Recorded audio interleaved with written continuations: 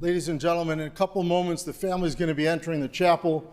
When they do, we'll ask everyone to rise and stand in place. Please take a moment to be sure that your cell phones have been turned off at this time.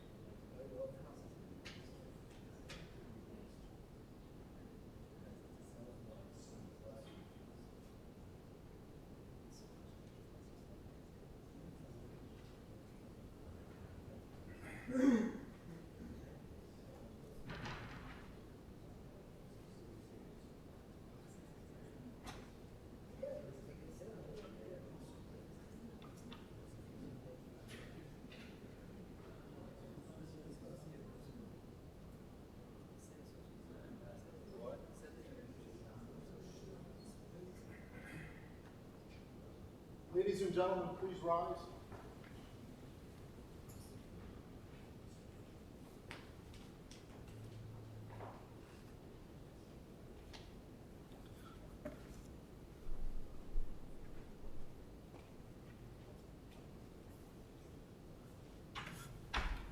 Please be seated. Ladies and gentlemen, at this time, we're going to begin the funeral services of M. Gerald Fried, otherwise known as Sonny. Rabbi Ephraim Twersky is going to be officiating. We ask everyone to take a moment now to be sure that your cell phones have been turned off. Following the service here, the interment will be at Shalom Memorial Park Cemetery, located at 1700 West Rand Road in Arlington Heights. The family will be at the Fried residence at 6056 North Lawndale Avenue in Chicago, following the interment until Monday morning. Mincha Maariv tonight will be at 8 p.m., Shacharit tomorrow, 7 a.m. Memorial contributions to his synagogue or Torah, all that information is on our service folder, and for those of you who are joining us via live stream, the information is on our website. At the conclusion of the service, I'd like to ask any able-bodied gentleman who knew Jerry to help serve as pallbearers, and please try to make a special effort to come to the cemetery so we have a minyan for Kaddish for burial. The procession will be forming in the parking lot.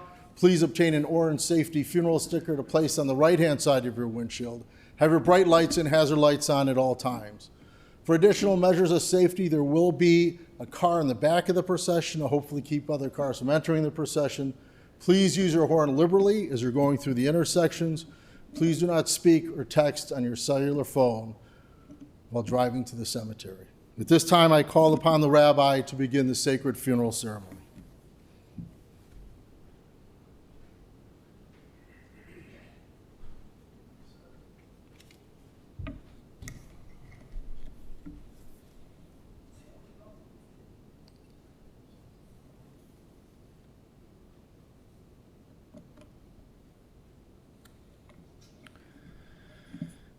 We've come together to pay our last respects to Mr. Gerald Fried, otherwise known to us all as Sonny, Mordechai Gershon ben David, Olav Shalom.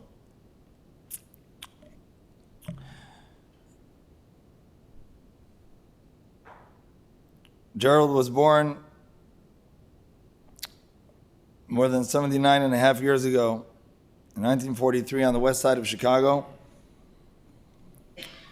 to David and Cora Fried.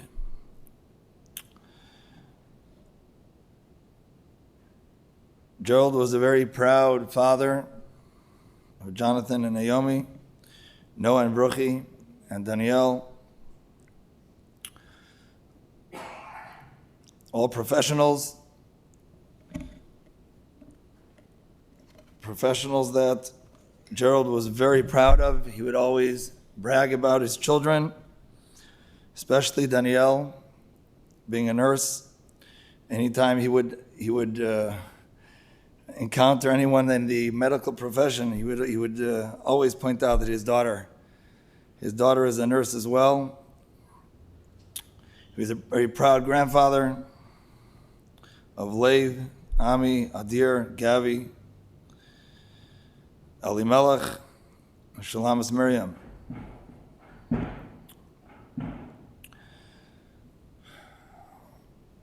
He loved his grandchildren,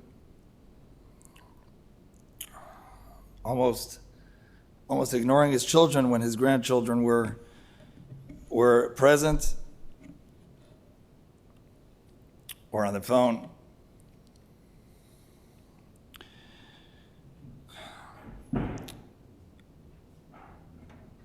Shortly after Gerald was born, the family moved to West Rogers Park, where he grew up.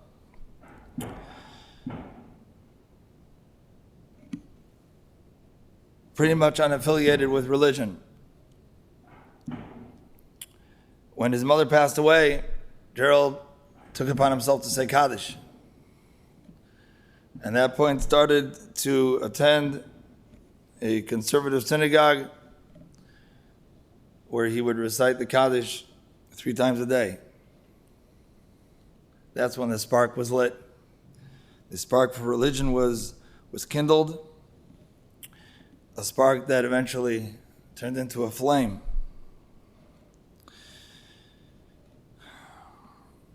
At the age of 60,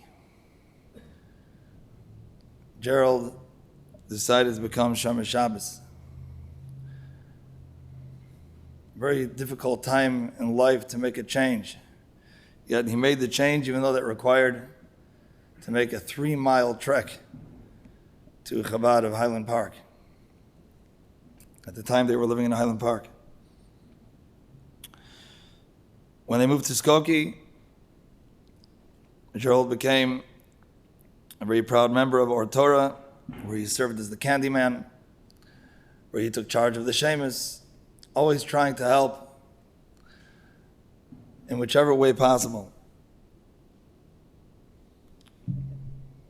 At one point, I was giving a shiur on Wednesday night in my shul, and Gerald never missed a shiur. He came with Noah. Noah was the recorder for Torah Anytime. And Gerald came along.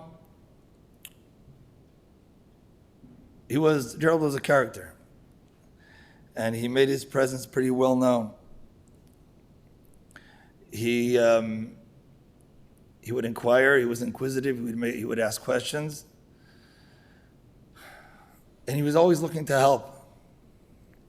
Wanted me to show him our insurance plan to make sure that it was appropriate for the shul, and of course he found that it wasn't.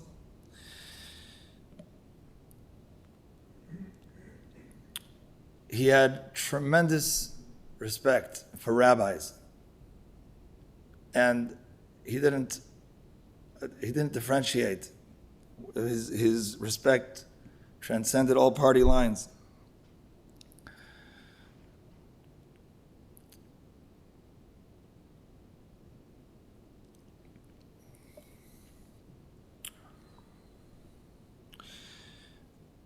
This week's Parshas Chukas, there are two references to death. Both of them carry a very, very important message, a message that Mordechai, Gershom, and David lived by. The Parsha begins with Parah Aduma, the mitzvah of the red heifer. If a person would come in contact with a corpse, with a dead body, the Torah tells us that person is tameh, he's considered impure. And it's only the ashes of the red heifer that can, if it's sprinkled upon the person, that brings the person purity. And in the Torah, this is called Zois chukas ha-Torah. This is the decree of the Torah, meaning a chukah is a mitzvah, it's a commandment that has no rhyme or reason. It's just because Hashem said so. Now, why does a person become impure when the person comes in contact with a lifeless body? Perhaps the reason is because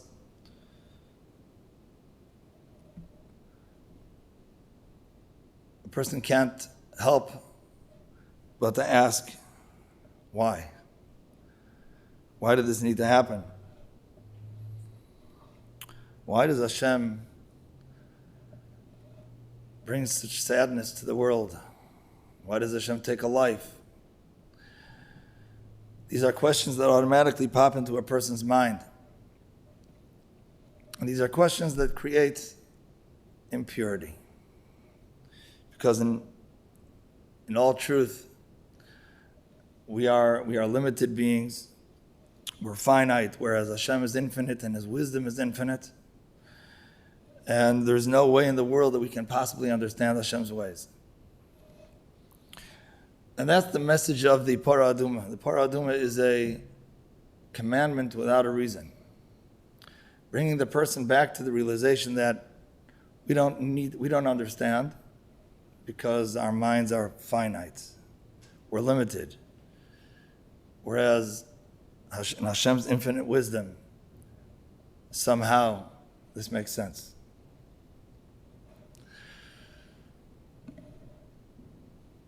Sonny, when I get to know him, lived that type of life.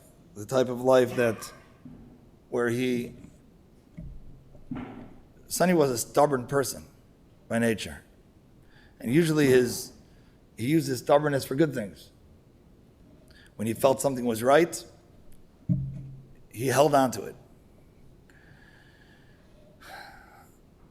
but he negated himself totally to Hashem Yisborach and Hashem's infinite wisdom. The only way to purify a person for coming into contact with a dead body is this concept of Zois Chukas HaTorah. You know what? Hashem knows what he's doing, and I don't need to understand. The second reference to death in this week's parsha is the death of Aharon HaKohen. This week's parsha, it is recorded that Aharon HaKohen, the beloved high priest, passed away. And the pasuk says, "Vayivku oisa kol beis Yisrael." The entire Klal Yisrael cried for him. Something that is not written by anyone else. And our sages tell us that the reason is because Aharon HaKohen was oiheves habriyos. He was a person who loved everyone. And the message that Aharon HaKohen imparted to everyone was that they're all children of a loving Father in heaven. A loving Father in heaven that doesn't differentiate between one child or the other. It's unconditional love.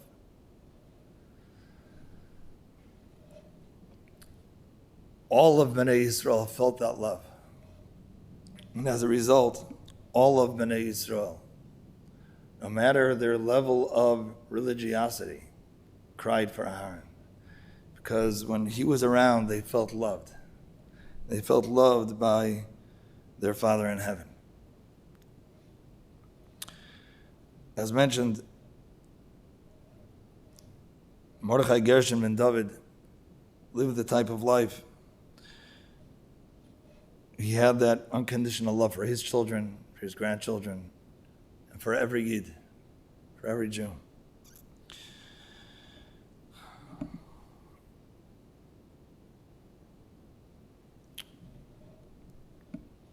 I'd like to ask Mordechai Gershon ben David for forgiveness in the name of the entire Chicago community if we did not conduct ourselves towards him with the respect that he deserved. Please forgive us.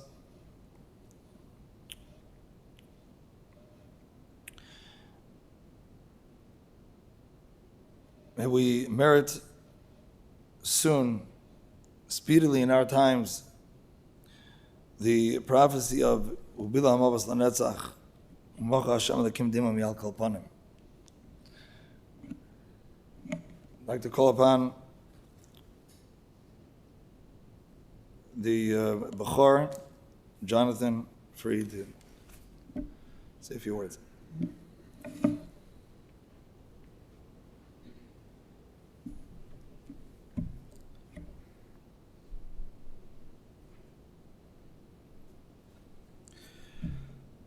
My father's self-driven journey to Yiddishkeit was impressive. His decision to become frum was embraced with the same enthusiasm that he devoted to all the important undertakings of his life. He attended classes, had a steady kavrusa with Rabbi Gradman for 15 years, and was attentive to the sanctity of davening with Kavanah in Shul.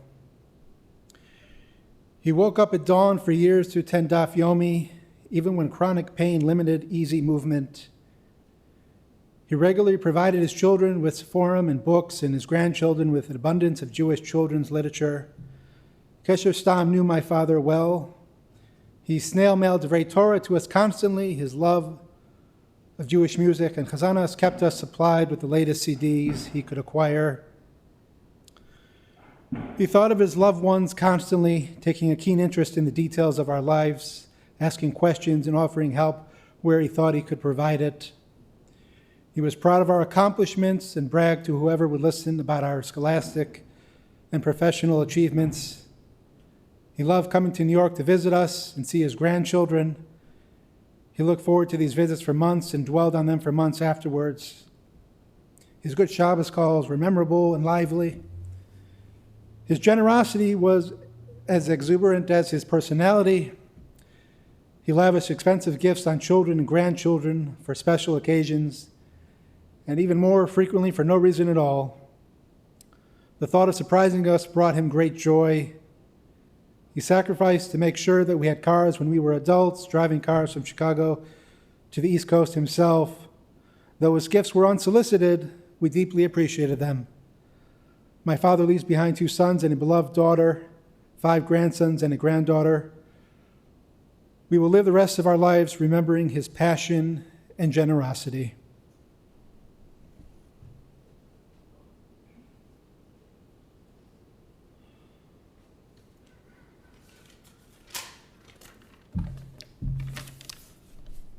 I want to thank my wife and sister-in-law for taking care of my kids and my nephews while we're in Chicago. It means the world to both my brother and myself. I want to thank all the hospital staff that took care of my father over the last year, and Rabbi Engel and the community of Or Torah, and everyone else who helped assist my father and my family.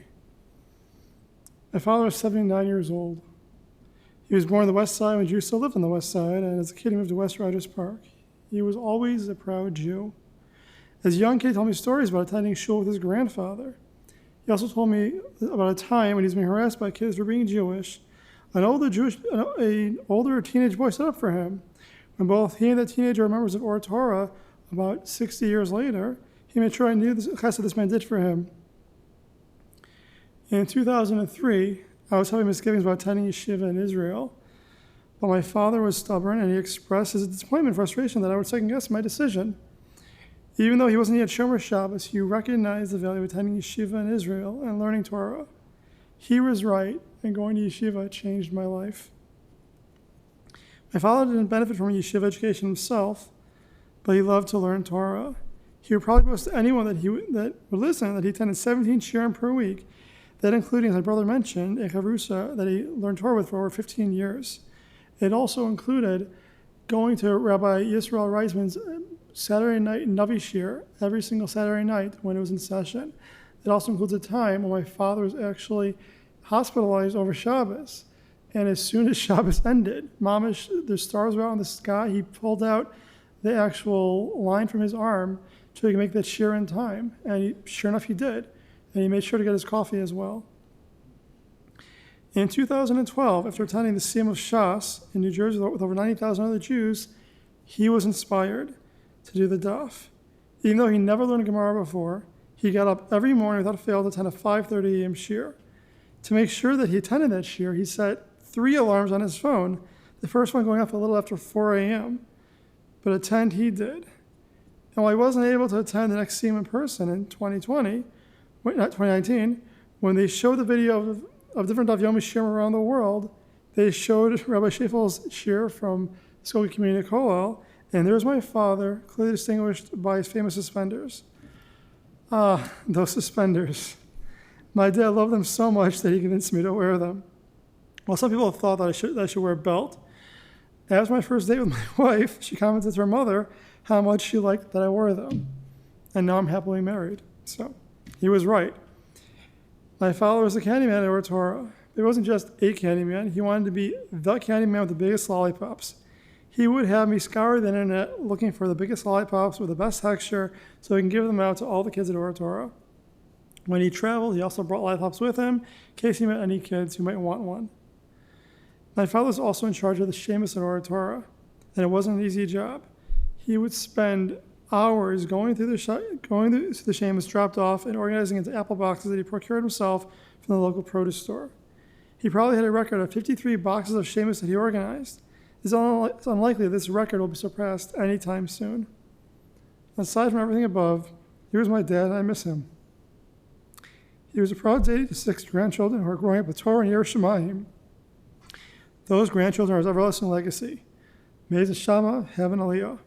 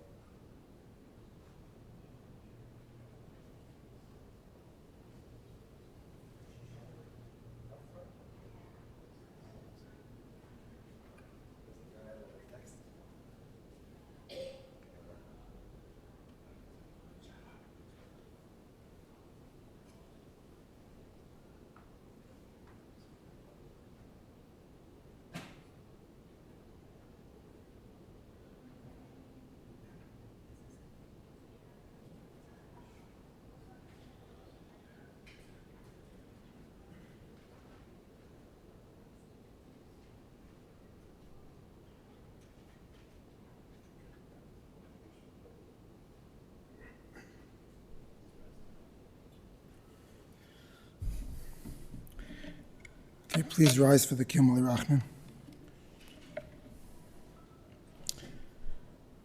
El Malirachamim Shoicheim Amiroimim Amtzei Menucha Nachoina Tachas Kamfi Ashchino Im Kedei Shmeterem Gezer Rekem Asirim Es Nishmas Gershon Mordechai Gershon ben David Shahalach V'Yolamoi Bavur Shmalachmi Yisebet Hezekan Afaf V'Yolamim Yisebet Rechaim Zishmo Sad Noyunach Losoi V'Yunach B'Shalom HaMishkavoi V'Noimar Amen.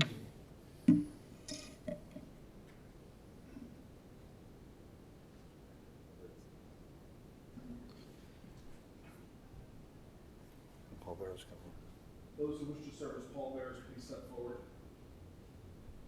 Please rise as we escort the